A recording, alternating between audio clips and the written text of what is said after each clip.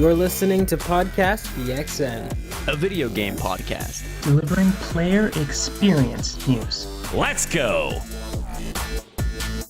The voices, they're talking to me. They're telling me no. It's episode 244 of Podcast PXN, and I am one of your hosts. I actually don't even have my own template up, so I'm just going to riff. I am the man from Portland, PDX boy. I just did the Portland thing twice.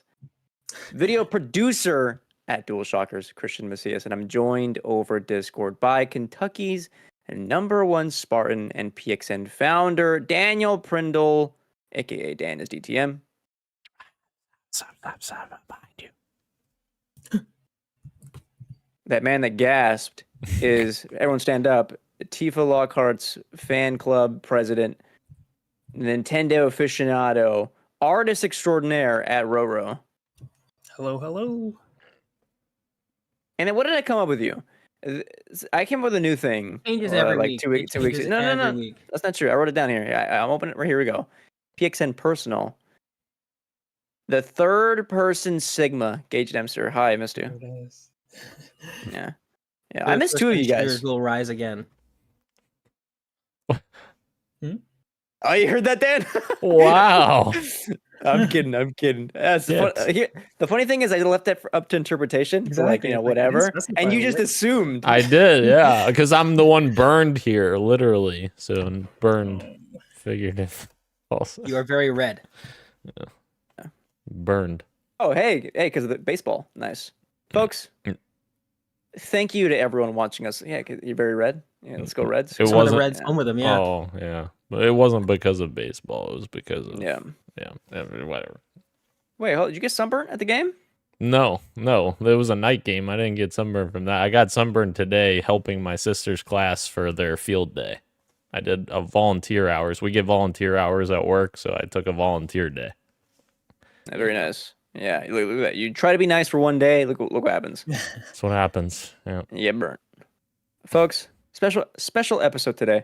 Thank you to everyone watching us live and participating in the chat. Just as a reminder, friendly reminder, we're live each and every Wednesday at 8 p.m. Eastern on youtube.com/@podcastpxn. Simultaneously as well at twitch.tv/podcastpxn. With the exception of 6 episodes from now, 50 right around the corner. Special week that week. More details soon to come. Topic of the show this week is our review, sort of Hellblade 2 Senua's Saga. We're going to be talking larger reviews, what critics are saying, fan reception. I've completed the game. Daniel has played some of it, I gather. And then Gage and Ro will just be dressing. You know, they'll just chime in with their cute little thoughts, their little pizza bagels, what have you. But first, the show always starts with the quick bites. Let's go ahead and jump right in. Not a lot of quick bites for you this week, but still substantial information coming. The final Redfall update is coming very soon, and I figured they were like hands off of the game entirely. That was what my assumption was, that like the state of that game once the studio was closed is that was going to be the final product. Not the case. They're working on one final update called it's Game Update 4 that's going to bring revamped neighborhood and nest systems, single player pausing, offline mode, and more. No date yet, but an update soon to come before they shutter their doors. Could you imagine being told you're getting shut down and they're like, "Oh yeah, we need you to make this one last thing before you're fired." Yeah, fuck you. I'd do anything else. I would do anything else. This also solidifies for me that it's definitely a publisher thing when it comes to always online requirements, because now that the studio is getting shuttered, they've been given permission to make an offline mode, which is what people were asking for since before the game launched. So that's cool. Good job, Microsoft. You're doing everyone loves you right now.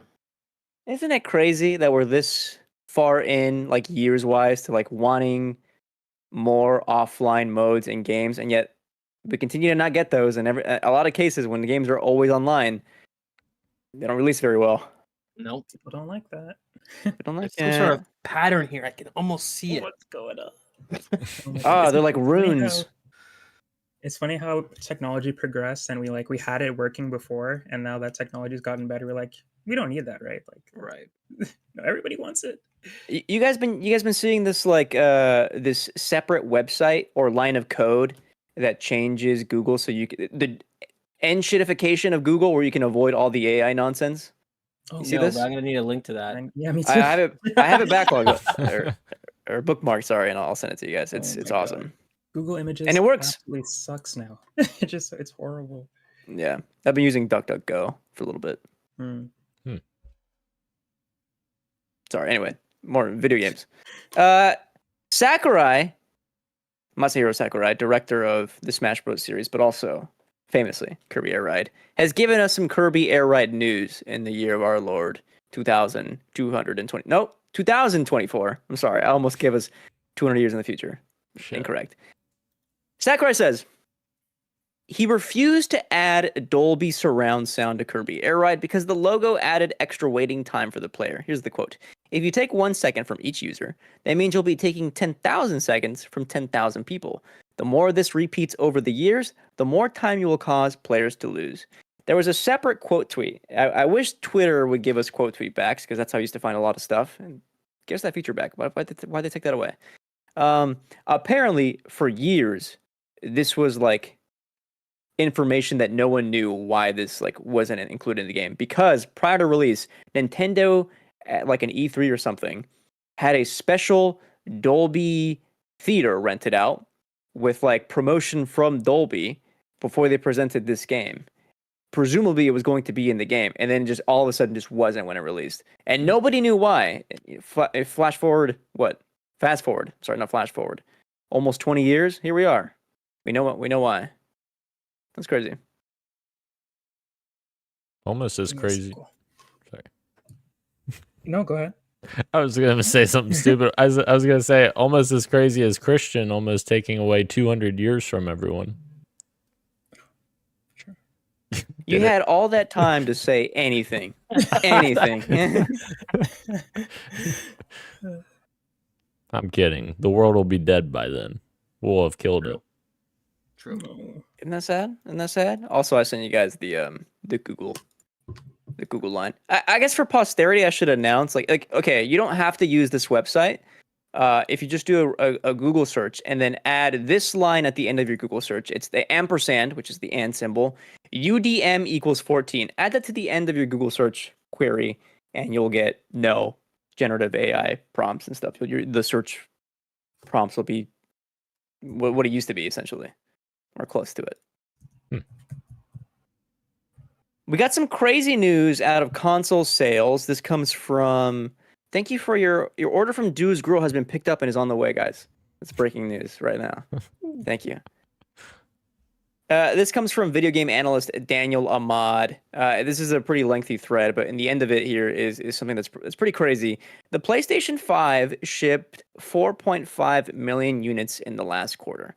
According to our estimates, this is almost 5 times more than the Xbox Series X/S shipped in the same period. So PlayStation outpacing Microsoft currently 5-1, which is like absurd. But then we also have to qualify by 2 different measures that I'm going to include here. One, and this I learned from the Skillet video today, This Week in Gaming. I don't remember what the source was. Like I didn't find the source for me to link you, so I'm going to just pretty much translate what he said in the video. The PS5 is projecting lower profits this year. Sony is selling 2.5 times more than Nintendo over the last year. I think it was like from March 2023 to April 2024. But is half as profitable as Nintendo. What this is pointing to is that like making games is really expensive. So despite all the seemingly like they're outselling Microsoft 5-1, and they're outpacing Nintendo as well. They're making less money than Nintendo because it's just way too expensive to maintain the level of quality for all those studios, which is which is in line with what we talk about with like video games sustainability. Very hard. I'm going to throw this in one more thing. I'm sorry. Monthly active users for Sony, PS5 versus PS4, over half of them are still on PS4. 2.5, I think 2.9 million are even on PS3 still. What are they playing? I had a don't know, zinger Netflix, ready maybe? to go, but we moved past it, so I'll just leave it. Give me the zinger. Give me the zinger. You said that they were outselling Nintendo, but still not as profitable. I was gonna say that's because Sony also puts their game on sale every now and again. Well, that's true. That is true. Nintendo. That's we kind of touched on this a little bit last week, Road, too, when we were talking in the topic of the show, which I think is a further indicative point of what Christian was saying, that games are much more expensive to make now. So it's like, are we going to continue to see more PC ports and that kind of stuff, kind of like what we talked about last week? And publishers turning into, or I'm sorry, the console manufacturers turning into big publishers instead of console manufacturers exclusively. Yeah. I mean, Nintendo will be the last holdout for that, right? But That's true. it'll be interesting to see if. I don't know what they were using before with like the Wii and stuff like that, but I mean, more recently they're using a lot of like NVIDIA hardware and stuff like that. So I feel like, technically it's feasible. I mean, now I don't know. We'll see. That would be awesome. Like I said, some of these Nintendo games I'm watching from the other side of the fence. If they came to PC, I'd be there. Day one. I have terrible news. Uh-oh. I ordered the spicy chicken teriyaki, which is more expensive. It's only $1.50 more. Not that much. But I didn't get the spicy chicken. I got the regular chicken, you know? This guy says he wants a tight episode, and we're talking about teriyaki chicken. Dude, the spicy teriyaki sauce is so fucking good. Get that refund. And I'm paying for it. I'd call Dat Girls or whatever the hell it's called again and tell them to bring you the right thing. Dude's Grill, thank you. Dude's Girl, whatever. We're already moving on, Gage, to street meats. Let's run over some street meat. Here we go. I forgot to include this. There's 2 Valve leaks this week. The first is Valve's next game, a hero shooter, has surfaced online. It's seemingly leaked. There's various tweets online about this game called Deadlock. Hero shooter. I think there's a couple of characters, like 19 characters total. Yeah, of course, everybody wants games inspired by like Overwatch, Dota, what have you. Marvel Rivals is out there doing whatever it's doing. Now Valve's got one. Excitement? Valve's got one. They've got fucking Team Fortress. Why don't we make Team Fortress 3, Valve? Like, what the fuck? I'd love to see more Team Fortress, I don't know. I feel like we don't need another hero shooter. I don't know. We need more of them. Infinitely more of them. Gosh. Yeah, I think this would have been, I agree with Dan, like this would have been a cooler announcement if it was a sequel to Team Fortress. Yeah, I'm not super excited off of what I've seen. Like, it's not even trying to be, at least these are leaked images, obviously, but it doesn't seem like it's trying to do anything super special. Like, the map seems super boring to me. The characters don't look that crazy, but we'll see. It's Valve after all. They make good games. They make games when they want to, but we'll see. So Bro, I'm sorry. You're seeing pictures of X Defiant, bro. Am I? Burn. Oh, Burn. Yeah. Like that? God. I was generally. I agree with what you guys are saying from what I've seen, but I feel like the Valve factor, like we do owe it to wait and see a little bit because they are kind of like they've invented some of the like most insane original games ever. Not that they've done that in a long time, but even when they did come back to it with Half-Life Alyx, I mean that was pretty impressive. So I'm gonna wait and see. It does look very generic. It does look like they've waited too long, but I'm gonna wait and see. And you're right, Leroy. The maps look really fucking mundane. Like, this map looks like a Counter-Strike map. Like, why does it look so dull? Like, I don't... Very dull. But that's why I'm wondering, I'm like, how early is this, like, super, super early stuff? Yeah, because just I can't imagine Valve pumping that out and being like, here you go, it's brown. Right. It's beige. It's all beige. Here you go. I can't imagine. That's what my mom said when I was born. Oh, Jesus. What the heck? The other bit of Valve news that leaked, supposedly, Valve might be up for sale. Xbox looking to acquire Valve for a sick-ass $16 billion. And, of course, as Dan pointed out in our private chat, so, of course, you don't know, but he knows, and we know, that the leaker of this, not very reliable. And as Gage pointed out, to a reply on Twitter that you might have seen and engaged with, scrolled past, Valve is a private company. Are they actually up for sale? Who knows? Over Gabe's dead body. I can't imagine, man. Valve is a money printing machine.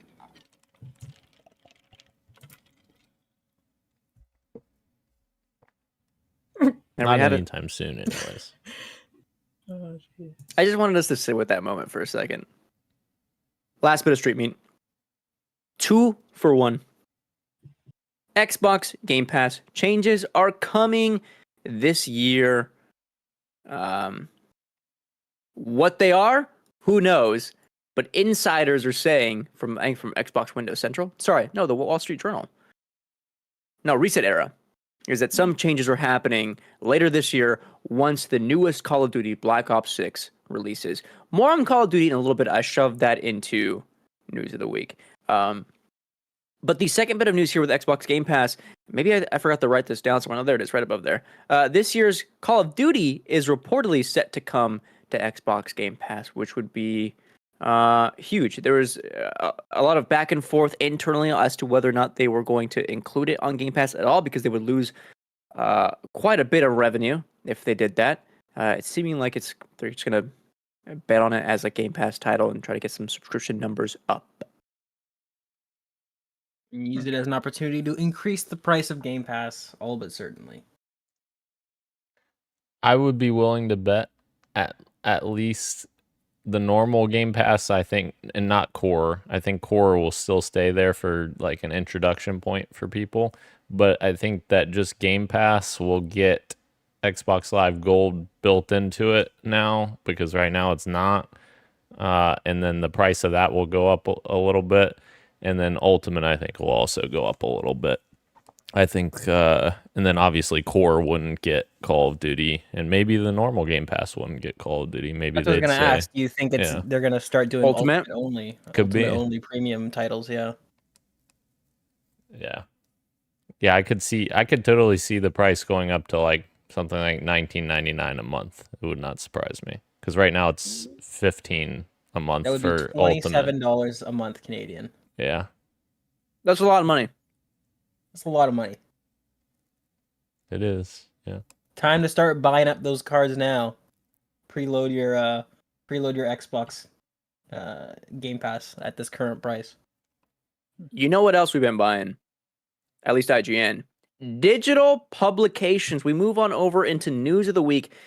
Maybe like the craziest bit of news that happened this week, just yesterday.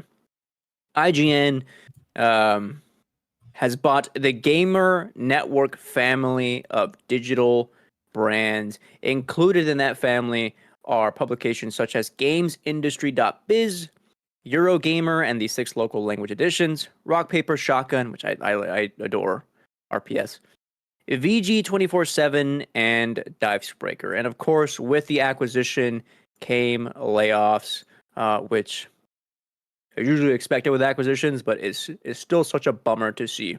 You acquire the people from the websites that are good, and then you let the people go that made them so good. And like my biggest issue with that also is like you're turning all these unique and individual outlets into one specific voice that, you know, IGN Entertainment or whoever, Ziff Davis, wants to be heard. And it's like I don't know, and that's almost more dangerous having that in the media side than on the developer side, because you're not getting as many opinions out there on the games we're playing. Right. I guess I would disagree on like varying opinions. I think you'd still get those, but it's like the kind of content that the websites would have to make because of the parent company wanting the websites to look and feel a certain way, I think would lead to what you're going on with like monoculture, which sucks. Mm-hmm.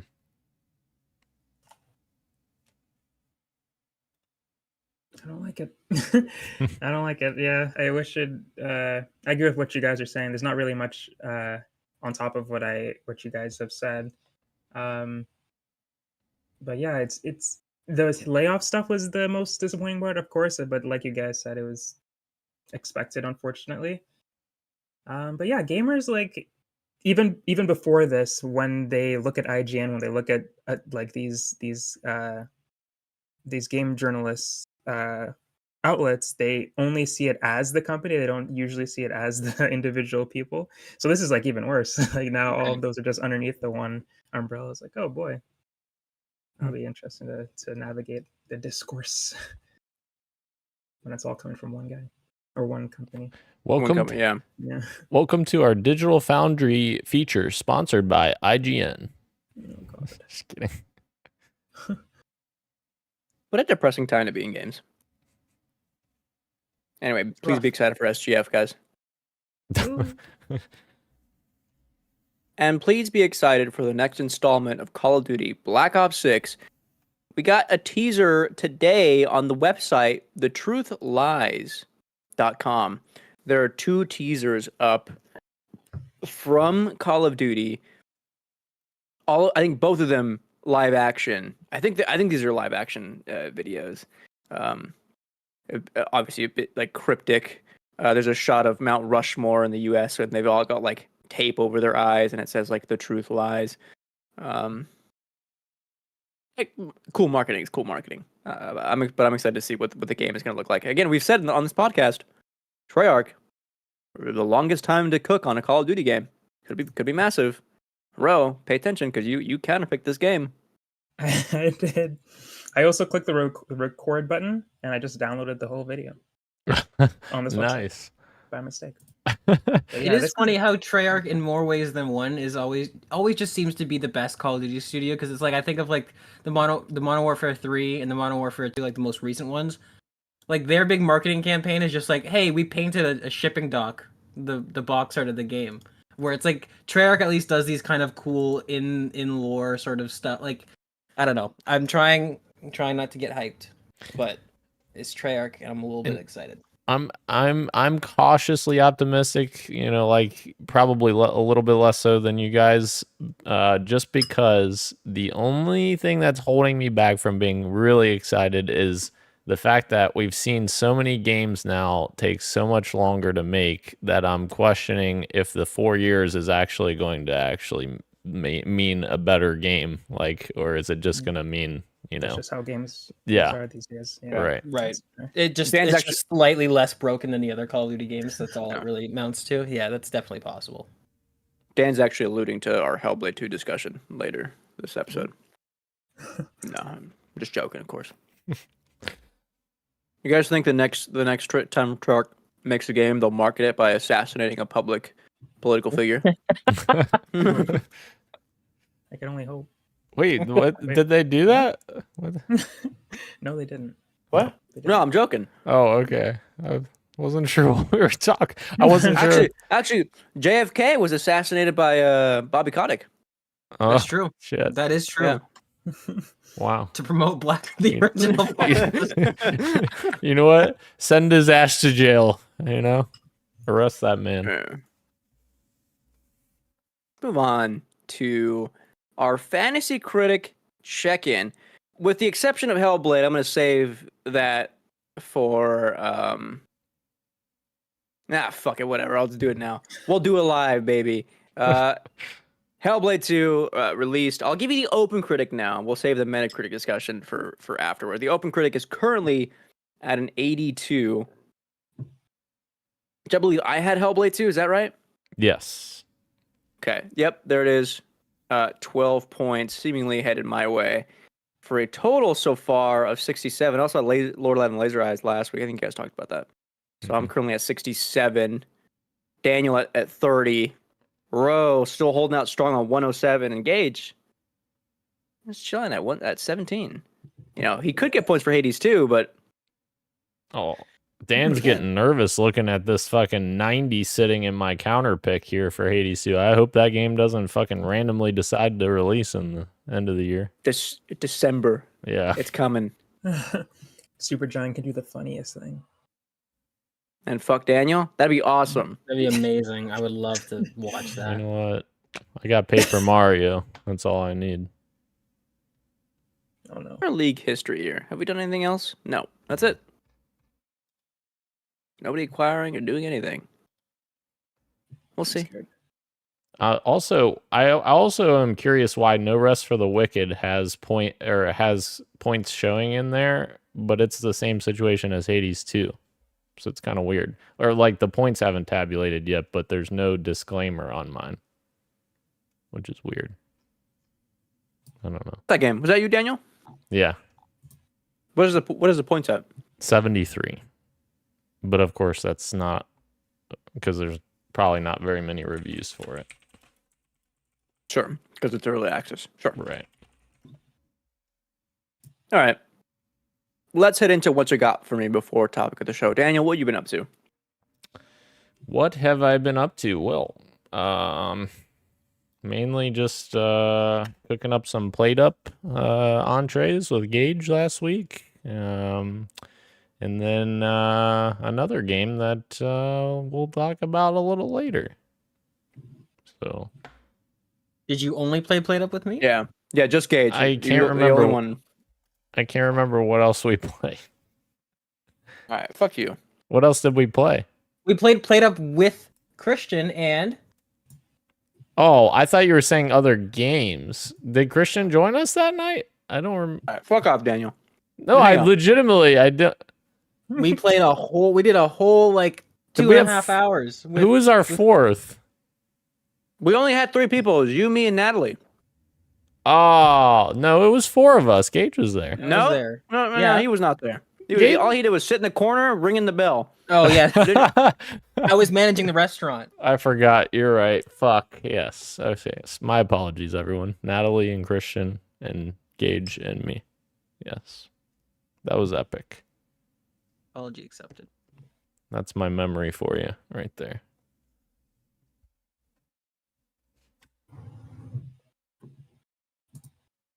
Wayne on row. It's Wayne on row. He's No, me. It's my turn. he's on some other. He's in some What'd other you play? land. What'd you play, Ro? I didn't play anything. I made a video and that was it. Oh yeah. What video? But did you think about playing a game? I did think about playing a game. Last week I played 1000 X Resist. I just have to get back to it. Or 1000 Resist. And there you have it. I definitely thought You about it. You thought about it. I thought about it. Thank God, that's what I was doing. I was thinking about the games that I could be playing. For me, I've been playing. A whole ton of games. For work, and then the biggest one, of course, we'll talk about at the top of the show. So I'll just save all my discussion for then. Gage. What have I been playing? I've been playing Played Up with Dan, Christian, and Natalie. All 4 of them. Very nice. Leading a restaurant. It's very, very, very hard business, and the game continues to be amazing. And then I have jumped back into, and jump is a nice way to put it. It's more like dive headfirst back into Fallout New Vegas because I've got the Fallout itch, and I just can't stop playing it. And man, oh man, Fallout New Vegas is one of the greatest WRPGs I've ever played, ever. This game is fantastic.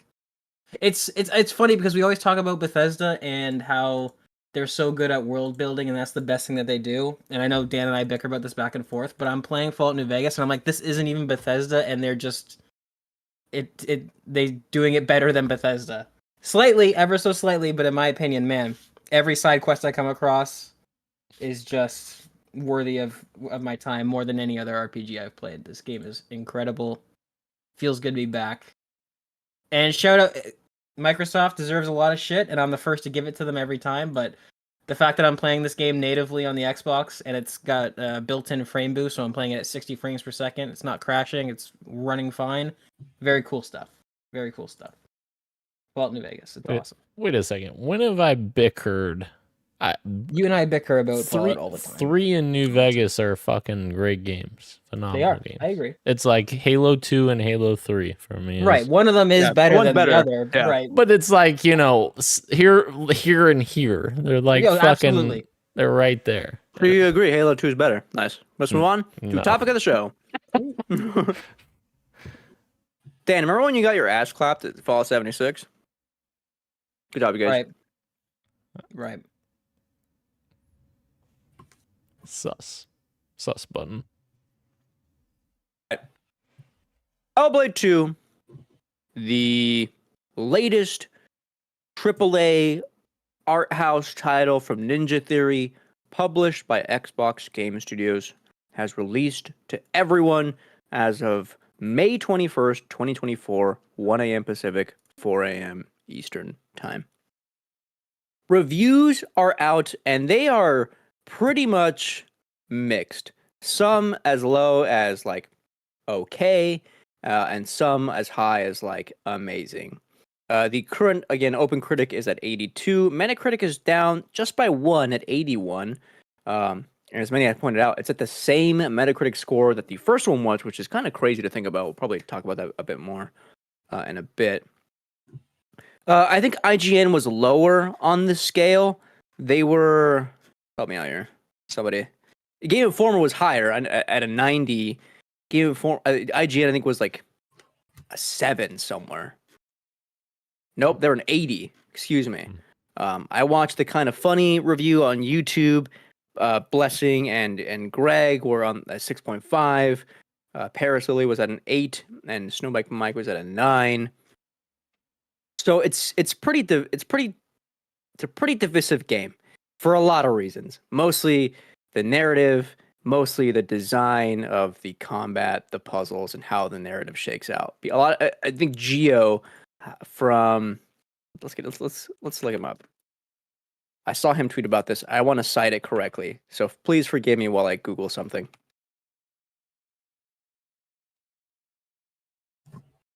It's not gonna happen. Twitter search sucks now. I can't even search through my followers.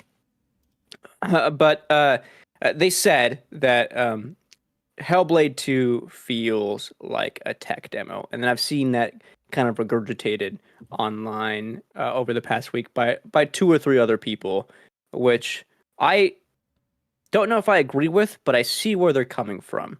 Of course, I've beat the game. Daniel, you played for how long? I played 2 hours. Substantial amount. I think that's enough time to talk about the game at length, because it's not a very lengthy game. It's about... What's up? What are you smiling for? I was gonna make a joke. I've finished 75% of the game. I'm kidding.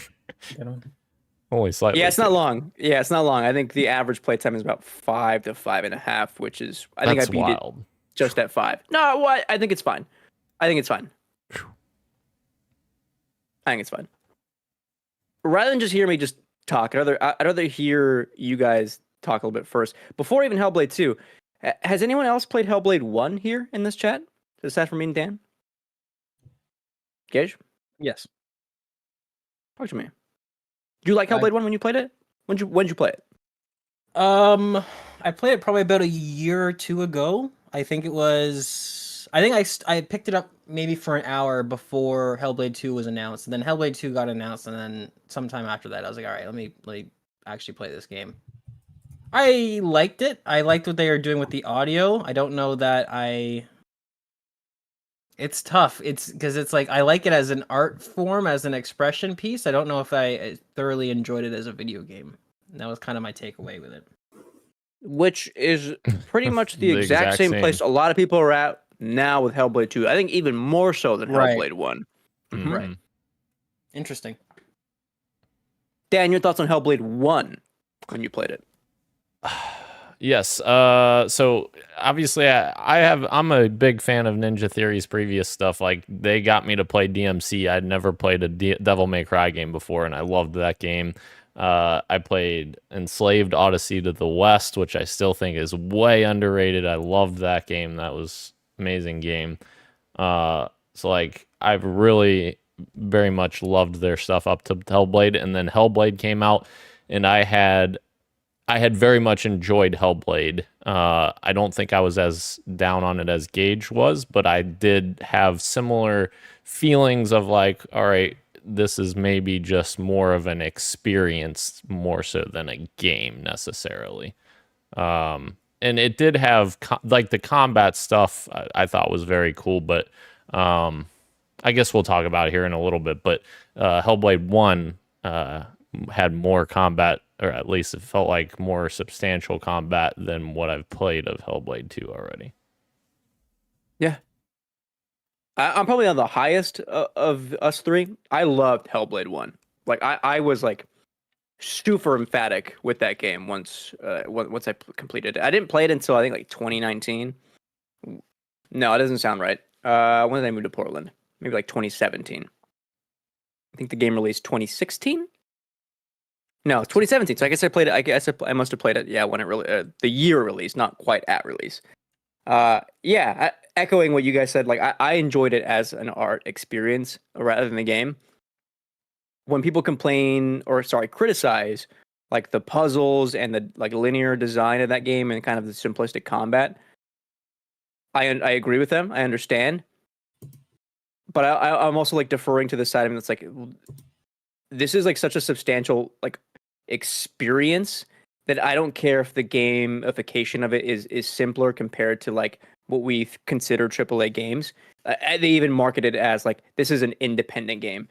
There's also like a caveat where like they market it as like a AAA independent game, but it was like only in terms of like visual fidelity is it AAA. Everything else is entirely like us as Ninja Theory, like wanting to be creative in the game space, and I loved it for that. I thought it was awesome. So I think like a lot of us, we were pretty hotly anticipating Hellblade 2. Especially considering like how good a lot of those trailers looked when they were revealed. That like I think it was SGF was one. Dan, weren't we there, or was that a different year? I can't remember Hellblade. anymore. No, that was the year. That was the year before COVID. That was 2019 because it was You're the right. year they Yep. showed off the next gen consoles. Because I heard it from Sean the next morning when I was freaking out in my living room, and he's like, "Dude, I couldn't sleep last night. You were screaming." I'm like, "Sean, shut it." Xbox consoles. You gotta get hyped. Yeah, exactly. To talk to me, Dan. You played 2 hours. Yeah. How you feeling on Hellblade 2 so far? How am I feeling? By the way, I don't think any of us, both of us, will spoil any part of this game. No, yeah. Honestly, I don't even know how I would spoil it with my 2 hours of knowledge. So, but no, yeah, I think thus far, Hellblade 2 is a technical masterpiece in my opinion. Like the visual fidelity and the audio design and the things you're seeing on screen, I think that stuff is like really great. The graphical fidelity, I think it's super impressive what they've done with Unreal Engine 5, and even the transitioning between scenes, like you're transitioning from cutscene into gameplay. It's literally, you cannot tell the difference. It's not like, one of those things where it pops in or whatever. I can't tell the difference when it's a fucking cutscene or when I'm actually moving, which is really cool. And sometimes it's actually confusing because I'm sitting there waiting for something to happen, and I'm like, "Oh shit, I'm supposed to be providing input here." Yep. And Same.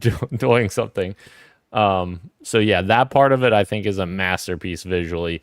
I think where my issues come into play thus far, and put that disclaimer, is I don't know that this game is getting me any more excited than the first game, which I feel like it should be building upon the first game, and I feel like it does, in my opinion, build upon it slightly, but like we're in a time where just building upon something slightly isn't going to actually move it forward because you're just bringing it to modern standards. Right. So it feels like very much like Hellblade from 2017 just being brought to modern, mechanics and platforms. It doesn't feel like it's really pushing the boundary there in terms of gameplay. And the story thus far, I don't think I have enough of the story to really have an opinion on it yet, but I'm still interested in the story. I guess my biggest gripe is just, once again, the thing with Hellblade 1 being an experience more so than a game, and this is kind of pushing that even further, I feel like. Yeah. So I liked it. Even though I think it's okay. On Backlogged, I rated it 3 out of 5 stars, which I guess if you're going to translate to like out of 10, usually I do that for like in my head. That means like a 6 out of 10. Like it's just okay. But like it has so many things going for it that like it is doing a lot of really cool swings with the presentation. Obviously, you can see that, and we'll talk about that with like the combat specifically. That I think is what they do there is really cool. With the narrative, I appreciate the swings there. Of course, with the technical aspect of it.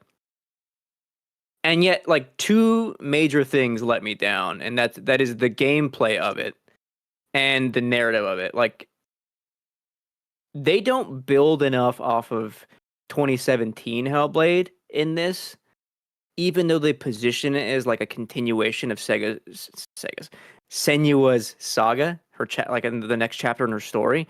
I found what they do with like the themes of this game and like they're both echoing what we've already experienced and worked through in the original. And also towards the end, without spoiling, kind of dismantle a little bit of like what we think about like mental health, psychosis, trauma, grief, all of that in a way that's like a little bit jarring and pushing back to what I think is like a healthy observation of mental health, which is like, it almost like took me back a bit. So I'm curious to see what you'll think of, Dan, later on. And in terms of pacing, I get why people call it a tech demo. Because the way you maneuver through the game is just like stick forward, even for the like a majority of the puzzles. Aside from combat, I'm just going forward in a straight line most of the time. There's so many like moments of this game where it's just exposition dump that you have to walk through, and like you can't do anything but like walk forward, wait for the line of dialogue to finish, keep going. There are major sections where it's just like you're just walking and hearing people talk for 15-ish minutes, maybe a bit more. You know what I also noticed? Some of the sections, the camera will actually pan you to the correct place you're supposed to go to, which I'm like, all right, I don't really need to be handheld that much. Like, obviously, I'm going down a linear path for the most part. I don't need you to fucking pan the camera to where I need to go. A lot of the game is just following one path. Like, you can't even escape that path if you wanted to. Sometimes there's like you can see the road diverts here. You can walk a little bit, get a little side thing if you want to. You focus it, and then you go back to the main path. And it's like, there's not much there. And then the puzzles, maybe you haven't experienced many puzzles yet, Daniel, but they're pretty easy. You kind of figure out what they want out of you pretty fast. And then you kind of move, you end up like moving to the next narrative beat, which makes the puzzles feel like they're just kind of a gameplay section just to make you break up the chunks of walking, which is unfortunate. How do you feel so far on those? Yeah, I think the puzzles, I know a lot of people apparently some people like the puzzles from the first game. I was not a big fan of the puzzles from the first game. I personally, like, even when I found the solution, there were times that I was fucking lining it up. I know I was lining it up correctly, and it wasn't fucking like fitting right. Like, it was just like, I don't know, just not working. So I did not vibe with those either. Yeah, it was very frustrating for me. So these are, friendlier in the regard that they just pop right in, but also that's a problem for making it too easy. Yeah. I would have rather just seen them do something completely different and, did different structure for puzzles to, make something else that's interesting. When you get to like the first gate, it's like, oh, there's the rune that I need to look for in the environment. I was like disappointed because like I know what to look like in Hellblade 1 already. I didn't want to do it again per se. Yeah, I agree with you. And they do something else down the line that's a bit more interesting, but I don't want to talk about that. Yeah, go ahead. What's up? I have a question for both of you since you're in. So, does it feel like the puzzles actually elevate the gameplay experience, or does it feel like it's thrown in there as we have to mix this up so it's not just walking and combat? There needs to be a third thing. Like, like, I guess this is more for Christian since you've completed the game, but like, was there any time where you're like, wow, that puzzle really stood out? That was a fun. Or does it feel like it's just something thrown in there to kind of add variety to the bag? Okay, Daniel, I'm going to take this one. It's both. There are a lot of puzzles that do feel like they're put there just to break up the monotony of walking from place to place. Right. But there's also puzzles that are there to like help you understand what the narrative is doing. And that kind of happens more like towards like the halfway mark and further on that I don't want to talk about. So just for spoiler reasons. Like it is interesting, but even then the puzzles are still really simple. And I think the thing that bothered me too a little bit is I've seen people talk about like the comparisons between Hellblade and Hellblade puzzles and God of War Ragnarok's puzzles. Like the critique for Ragnarok was Atreus helps you solve the puzzles too fast. Immediately. Yeah. And also for Hellblade 2, like they're just so simple. I don't even need help. Like you understand what the game wants you to do immediately, and you follow the path. But even if you can't understand like what you're supposed to do, if you just look around and gaze around, you'll see like the runes floating around the area where you're supposed to stand to get the right perspective. So it's like, okay, how do I get there? Fall down the dirt line. Okay, this thing is blocked. Fix that block path. Walk up. And I'm solving these puzzles in less than 5 minutes, and then I'm back to walking for another 10 to 15. Right. However, with the presentation of the game comes the combat. A lot of people criticize the first Hellblade for having combat that was too simple. It's not anything as involved as like an Elden Ring or a God of War, where like you're really having to like diversify mechanics and get into like menus for like systems to help expand combat. It's light attack, heavy attack, dodge, and parry. That was the case for Hellblade 1. That's the case for Hellblade 2. I thought it fit the experience in Hellblade 1. I also think it fits the experience for Hellblade 2 even better, because the animations they do and the lighting and the sound they do for combat sequences are fucking insane. I'm going to stop talking because I actually am really curious to hear how Daniel feels. There's like a couple of them in the first 2 hours, maybe like 2 or 3. Yeah. I want to hear what you think. Yeah, I think, and maybe it's just been a long time since I played the first Hellblade, so I don't remember, but it feels like every encounter is more unique this time around, or at least thus far. Like, I feel like every enemy, major enemy I've faced, it feels like a, boss fight, so to speak, where you're like, they're giving you different attacks that you're not seeing from the previous fight that you had, and there's different ways to counter that. And like the one guy, for instance, has this like fire attack that's like kind of, he spreads the fire across or whatever, and I was like, oh shit, I gotta change my strategy now, because that's fucking doing like an aerial effect where I have to kind of step back. So like stuff like that I think is really, really interesting. And I do like those changes in terms of the enemy designs. I guess that's not necessarily for combat, but the combat, I agree with you. I think it's very interesting to have different animation combinations, especially like considering which way your enemy's attacking you and how you're going to counter that. It was a little bit of a learning curve for me, at least at first, but once I started to get the hang of it, it kind of clicked. So I played Hellblade 1 again last week for work before I got the code in. Hashtag gift from Xbox. And that's how we had to tweet that or whatever. And yeah, like the enemy variety is not really there. I mean, sort of in a way, but not until like the end of the game, really. It's mostly like these like really big hulking dudes with like those deer masks or whatever it is in Celtic mythology, Celtic lore. And in this one, it's like very much in the first 2 hours, you already have different enemy types and then different like enemy. Oh, I guess I won't say it just for the sake of spoilers, I guess. They're within like one category of enemies, they're different. Like they'll carry different weapons, and that'll mean you have to like fight them in a little bit of a different way. They have different moves, and you have to react to them differently. I'll put it that way. And that only evolves as you progress through the game. Like there's still more in the 5 hours. And the way I thought about them, these combat sequences, is like these are the set pieces of the game when you get to them, and they only get crazier and crazier as time goes on.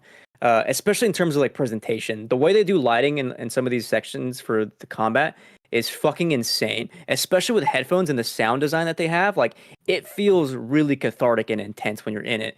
What I thought was really cool is that if there are multiple enemies in a room, and you're like, because combat is one-on-one and you're engaging with them, if there's another enemy, maybe when that first enemy you're fighting is close to death, the second enemy will come in and like try to attack you, and suddenly you're like fighting two at once, and you have to struggle to get one, and you like push one away. Now you're fighting the other dude who like interrupted you. Or when you kill one, as you're doing the killing animation, another one will like come in and try to get at you, and like you'll have to like it's an animation like Senua will like roll away or like push them away, and now you're in the next like battle one-on-one, but it like looks stunning the whole way through, and everything feels, to me, everything felt weighty. Everything felt like the right amount of challenge with like the parry and like the dodge timing, especially as enemies get harder and more varied. Like I was really in it as Senua, and I'm in the minority in this. A lot of people do not like the combat, like at all in this. Yeah, and I think I'm with you. I think I'm more so with you that I like the combat in this more than the first game personally. And you briefly mentioned the sound design. The sound design's fucking insane. It's still like the first area when you got the raindrops pitter pattering on the ground. Of course, I turned my headphones on just for this game. I don't normally do that for single player games, but I did it for it. And I was literally, they tell you at the beginning of the game, they're like, "This is better experience." They're like, yeah. And the pitter patter of the rain literally almost put me to sleep. Not the game, but like it was that soothing and calming that I almost went to sleep. Yeah, that section's pretty long though too. So I get what you're saying. Yeah. Anyway. I don't know how to end this like review of it. You know what I mean? Like I would say one more piece before you end it. Please tell me. I feel like this is kind of glossed over, and I don't know. The $50 price point for a 5-hour game, I think that's something that we should discuss because is the value there? Like very much for someone playing this on Game Pass, like I am. It's obviously not a big deal because I'm already subscribed to Game Pass anyways, but like for $50 for a 5-hour campaign and there's nothing else to it, I don't know if do you think it's worth that, Christian? You know what, dude? You know what? That's a really hard question to like. Everybody qualifies value differently. For a lot of people, it is time with the game, or for me, it's like. A game can be 2 hours long, but if it's boring, like that 2 hours was like not spent wisely. I like Hellblade 2. I think this game is too long. I thought the 5.5 hours was like we're kind of regurgitating stuff that we already kind of experience or work through in the first game, that I'm finding this a little bit redundant. If this is a bit shorter, I actually might have enjoyed this a bit more, which is a really interesting place to be. But it was a clip that I saw surface online of Kind of Funny Games' review, where at the end, Snowbike Mike is like responding pretty like emphatically to Greg Miller, calling this a win for Xbox, and he qualifies this by saying like, we have a first-party Xbox studio who was given money and technology to make what is essentially an art house game. Like, if you want to, like, that is a win for like art, for games as an art medium, which I thought was kind of interesting because you don't see that very often. To have like a mega studio just have like, here's a shit ton of money to make a small game to fulfill your creative vision. I get that, but in terms of like the everyday gamer who is like wanting more titles to come from Xbox on like maybe like a subscription, I can see why people are kind of like, this isn't enough to satiate me because I need more like what we're familiar with, like AAA games to experience. And I don't think Hellblade 2 is that at all. So it's a weird place to be in. I want to jump in on this point because he's saying like that's a win for Xbox, that you have this studio that's been given all this money and resources and it just kind of makes this small art house game like that's a win. It's like, and I know we talked about this earlier, maybe not on the show. I can't remember if it was on the show or off the show, but like, is it a win if the studio ends up closing in 6 months, 8 months? Because like Hi-Fi Rush did that, right? They're a somewhat big studio. They were given time and resources, and they made something like Hi-Fi Rush, which was great, and then now they're gone. So it's like I don't know that qualifies as a win necessarily. Like I see what he's saying, like it's good that this happens, but maybe I'm just jaded in the personal landscape. But I don't know that necessarily like 1 + 1 = 2 in that situation. I would say yes, it is a win because, as he points out, Mike, the alternative is you get more of the same kind of games, and that is not a win for any of us.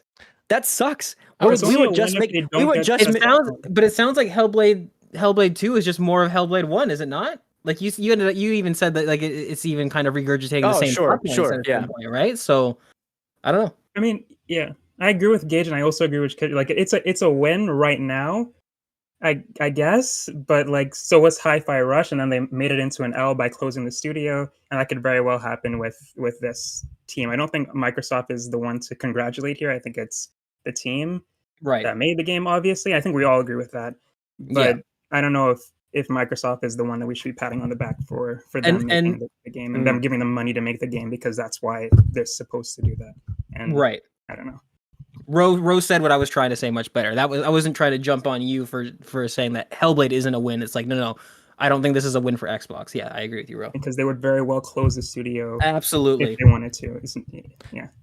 Yeah, I mean, Because we the game learned was like good. 2 weeks ago that they shutter studios based on like where they were in like the development cycle for the next game. Right. So like if Ninja Theory wasn't working on Project Mara for so long because they were working on that like in tandem with Hellblade 2, would Ninja Theory have been shuttered?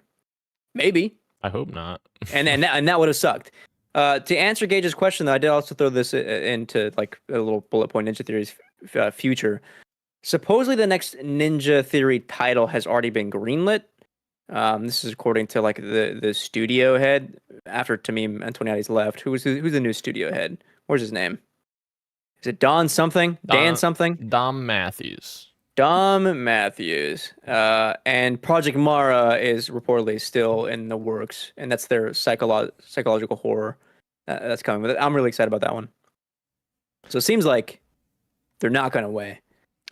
You know, at first I was thinking, what the fuck took them 7 years to make this sequel? But then I thought about it, and you saying that kind of brings that up. I'm thinking maybe they split up their team a bit to make Project Mara alongside Hellblade 2, because I mean obviously they made Bleeding Edge also, which is that multiplayer game that everyone forgot about a few years ago. But that was like a small team. That was like a Grounded sized team, that like what Obsidian did for Grounded. Right. So yeah, maybe that's why it took longer, I guess, because they kind of split their team in two, which I think is a good thing. Gives them more of a chance to spread their resources to kind of flex their creative muscles in different ways, I feel like.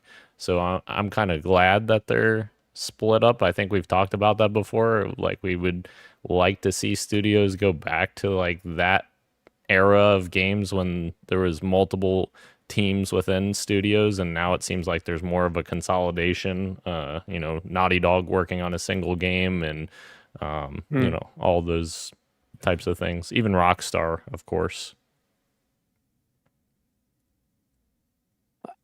I guess I'll end my review, or our review, not my review. My apologies. Or I'll end this show. End my thoughts. There we go. That's what I'm looking for. With this sentiment. I just beat Indica.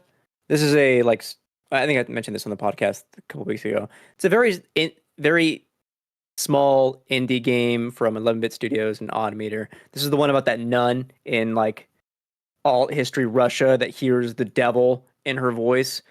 And that is like very much a linear game, 6 chapters. You can beat it in like 2 to 3 hours. Very surreal. People have called it a cinematic like A24 kind of game. The gameplay language of it is just like various puzzles, more varied than Hellblade 2, I'll put that. And that was like critically adored by a lot of people in the game space. A lot of like 8s I think I saw across the board for Indica's release.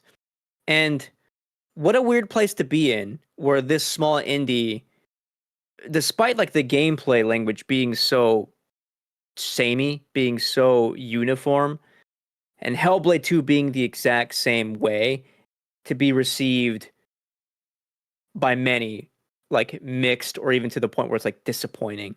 And I think for me, where I land is like we have expectations of Hellblade 2 when we see AAA now that Ninja Theory is no longer, so to speak, independent, and they are making like a AAA game for Xbox, we kind of expect AAA gameplay from those studios and expect something that's going to be meaty and challenge us and engage us in a lot of ways that, you know, at least Hellblade 1 didn't do for a lot of people.